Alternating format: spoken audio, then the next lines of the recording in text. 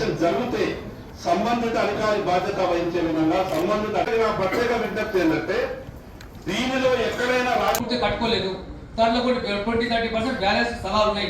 ఆ స్థలాలకు ఎందుకంటే పట్టణ ప్రాంతంలో ఇల్లు తక్కువ, ఎందుకంటే అటువంటి వాళ్లకు మనం ఇస్తే ఈజీగా మన పట్టణ ప్రాంతంలో అవకాశాలు ఉంటాయి. అదేవిధంగా ప్రభుత్వ పరంగా కూడా ఏదైతే ప్రభుత్వం కేటాయించిందో ఈ వీకర్ సెక్షన్ లో మా నిర్మల్ పట్టణంలో రామరాబాబు కానివ్వండి, వైఎస్ఆర్ కానివ్వండి, మహాలక్ష్మి టెంపుల్ కానివ్వండి, సోపినర్ 5 వార్డులు ఉన్నాయండి. 5 వార్డులలో ఈరోజు ఇల్లు కట్టుకున్న వాళ్ళకు మున్సిపల్ నంబర్ ఇవ్వాలి. మున్సిపల్ నంబర్ ఇవ్వాలంటే ప్రభుత్వ పరంగా ఇలా అనేది జరిగిన తర్వాత ప్రభుత్వ స్థలాలంటే ప్రైవేట్ వాళ్ళు ఇది కేవలం ఒక 3-4 సబ్జెక్టుల మీద రివ్యూ మీటింగ్ మాత్రమే కాబట్టి నేను మిగిలిన అంశంలోకి వెళ్ళడం లేదు. గౌరవ మంత్రి గారిని వెంటనే ఒక డిడిఆర్సీ మీటింగ్ కండక్ట్ చేయాల్సిందని కోరుతాం. మనం సంవత్సరం అయింది, చాలా సమస్యలు ఉన్నాయి, చాలా అంశాలు ఉన్నాయి. వివిధ డిపార్ట్మెంట్స్ నుంచి రివ్యూ చేయాల్సినటువంటి చాలా అంశాల మీద పెండెన్సీ ఉంది. ఈ నెలాఖరు కానీ ఎప్పుడు కానీ మీకు కన్వీనియంట్ ఉంటుంది, అప్పుడు ఒక డిఆర్సీ మీటింగ్ ఇప్పుడు కండక్ట్ చేయాల్సిందని కోరుతాం. మరి ఇది శాసనసభ కాదు విమర్శలు చేయడానికి, లేకుంటే ఇది చట్టసభ కాదు మనం చట్టాలు తయారు చేసుకోవడానికి. ఎగ్జిక్యూటివ్ కమిటీ ఇది. మనము మీరు ఇచ్చినటువంటి గైడ్లైన్స్ కి ఫాలో చేసే అధికారులు మాత్రమే ఉన్నారు కాబట్టి నేను కేవలం దానికి రిస్ట్రిక్ట్ అయ్యి మిగిలిన అంశాలు వెళ్లకుండా దీంట్లో ఉన్నటువంటి కొన్ని ల్యాప్సెస్ ని మరి ఏ రకంగా రెక్టిఫై చేస్తారో మీ ద్వారా నేను అధికారులను అడుగుతాను. ముఖ్యంగా దాదాపుగా ఒక్కొక్క నియోజకవర్గంలో మంత్రి గారికి 1164 రేషన్ కార్డు వెరిఫికేషన్ జరిగిందని అంటా ఉన్నారు. దాంట్లో నుంచి total verification done is only 87 in Saragpur mandal. And out of 87, 84 are eligible. So out of 1164 ration cards have been verified. And what is that? Only 87 verifications has been done and balance verification to be done, and 84 are eligible. So, and how this 1164 applications you have received? A process ద్వారా మీరు 1164 applications ఒక మండలంలో receive చేసుకున్నారు. Because మాకున్నటువంటి information ప్రకారం ఇంకా చాలా ఎక్కువ మంది రేషన్ కార్డ్ కి అర్హులైన వారు ఉన్నారు. మరి వారందరినీ మీరు మరి గ్రామ సభ ద్వారానా లేకుంటే డోర్ టు డోర్ క్యాంపెయిన్ ద్వారానా ఏ రకంగా ఈ అప్లికేషన్స్ ని మీరు ఈ ప్రాసెస్ చేశారు? దాంట్లో నుంచి మరి ఎలిజిబిలిటీ క్రైటీరియా ఏ బేసిస్ మీద ఎలిజిబిలిటీ క్రైటీరియా తీసుకున్నారు? ఆ రకంగా నేను ఒక మండలమే చెప్పాను. దాదాపుగా మీరు 17,491 కార్డ్స్ వెరిఫికేషన్ చేసినట్టుగా ఈ జిల్లాలో మీరు చెప్తా ఉన్నారు. కానీ ఎలిజిబిలిటీ 2,924 మందికి మాత్రమే ఎలిజిబిలిటీ చూపిస్తా ఉన్నారు.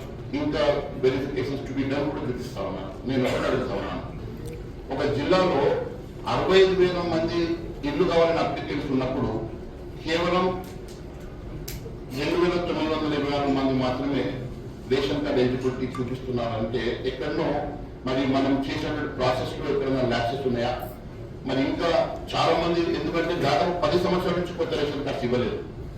10 సంవత్సరాల నుంచి కొత్త రేషన్ కార్డ్స్ ఇవ్వనప్పుడు డెఫినెట్ గా మరి పెరిగినటువంటి జనాభా కానీ కుటుంబాలు పెరిగినటువంటి డివిజన్ జరిగినటువంటి క్రైటీరియా మనం తీసుకున్నట్లయితే డెఫినెట్ గా మరి నాకు తెలిసి చాలా ప్రపోర్షనేట్ గా చాలా రేషన్ కార్డ్స్ అవసరం అయితే, కానీ మరి దయచేసి దాని మీద దృష్టి సారించి, ఎందుకంటే ఇప్పుడు ఈ రేషన్ కార్డు ద్వారా వచ్చేటువంటి బియ్యం ఏదైతే ఉన్నదో అది కేంద్ర ప్రభుత్వం పూర్తిగా ఇస్తా ఉన్నది. కేంద్ర ప్రభుత్వం నుంచి వచ్చేటువంటి అర్హతని మనము ఇక్కడ పేదవారికి అందించడానికి ఖచ్చితంగా మనం రేషన్ కార్డు ద్వారానే అది చేయగలుగుతాం. కాబట్టి మరి ప్రతి ఒక్కరికి రావాల్సినటువంటి 6 కిలోల బియ్యం కానివ్వండి, ఆ రేషన్ కార్డు ద్వారా ఎలిజిబిలిటీ ద్వారా వచ్చేటువంటి మరి సౌకర్యం కానివ్వండి, అది చేరాలంటే రేషన్ కార్డే మరి దానికి గేట్వే. కాబట్టి రేషన్ కార్డ్ ప్రతి ఒక్కరికి ఖచ్చితంగా వచ్చే విధంగా చర్యలు తీసుకోవాల్సిందిగా కోరుతా ఉన్నాం. ఫాలో అవుతామని చెప్పి అధికారులు దయచేసి మాకు చెప్పాల్సిందిగా కోరుతా ఉన్నాం.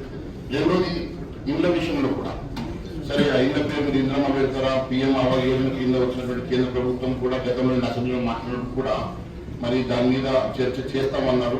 అది ఏ పేరుగా పెట్టుకోండి. మేము అడిగేది ఏంటంటే పేదవారికి రావాల్సినటువంటి ఇల్లు దాదాపుగా మరి మీరు చూపించేటువంటి డాటాలో ఒక్కొక్క నియోజకవర్గంలో 65,000 నుంచి 70,000 అప్లికేషన్స్ వచ్చాయి. 65,000 నుంచి 70,000 అప్లికేషన్స్ ని మీరు మరి ఎలిజిబిలిటీ క్రైటీరియా అంటున్నారు. ఏ రకంగా ఎలిజిబిలిటీ తీసుకున్నారు? ఎందుకంటే ఇప్పుడే ఒక గౌరవ ఎమ్మెల్యేగా చెప్తూ ఇల్లు ప్లాట్ ఉన్న వారికి అని అంటే ప్లాట్ ఉన్నవారు అందరూ ప్లాట్ లేని వారు కానీ ప్లాట్ ఉన్న వారు కొంతవరకన్నా వారు బెటర్ ఎలిజిబిలిటీ అంటే ఇంకా కొంచెం పూర్లో కొంచెం బెటర్. సో అసలే ప్లాట్ లేని వారి సంగతి ఏంటి అంటే అసలే ప్లాట్ ఇల్లు ట్యాచ్ అవుతున్నదా లేకుంటే గోడలు లేని ఇల్లు ఉన్నదా? అసలు ట్యాచ్ అవుతూ గోడలు లేని ఇల్లు కాదు, అసలే ప్లాటే లేని వారి సంగతి ఇంకా పేదవాడైనా. కాబట్టి వాళ్ళ సంగతి మరి ఏ రకంగా మనము ఆలోచన చేస్తా ఉన్నాం. మరి 65 నుంచి 75,000 అప్లికెంట్స్ ఒక నియోజకవర్గంలో ఉంటే మనం ఇచ్చే 3,500 ఇళ్లను ఏ క్రైటీరియా ప్రకారం వాళ్ళను మనము సెలెక్ట్ చేస్తాము? మరి మిగిలినటువంటి దాదాపుగా 65,000 మందిని ఏ రకంగా మళ్ళీ మనం సాటిస్ఫై చేయడమో వాళ్ళు ఏ రకంగా మరి మనం అక్కడ ఇది చేస్తామన్న అంశం కూడా చాలా ముఖ్యమైనటువంటి అంశం. మరి దాంట్లో కాబట్టి మీరు ఇంకా చేయాల్సినటువంటి డాటా కూడా ఆ ఊర్లో ఇంకా కొంచెం మాకు టైం దొరకకనో లేకుంటే పండగ ఉండో ఇవన్నీ పెండింగ్ ఉన్నాయమ్మా అని చెప్పొచ్చు. కానీ అప్పటిదాకా కూడా టైం తీసుకోకుండా దయచేసి పూర్తి స్థాయిలో ఎఫర్ట్స్ పెట్టి మన 24th వరకు అన్ని వర్క్స్ కంప్లీట్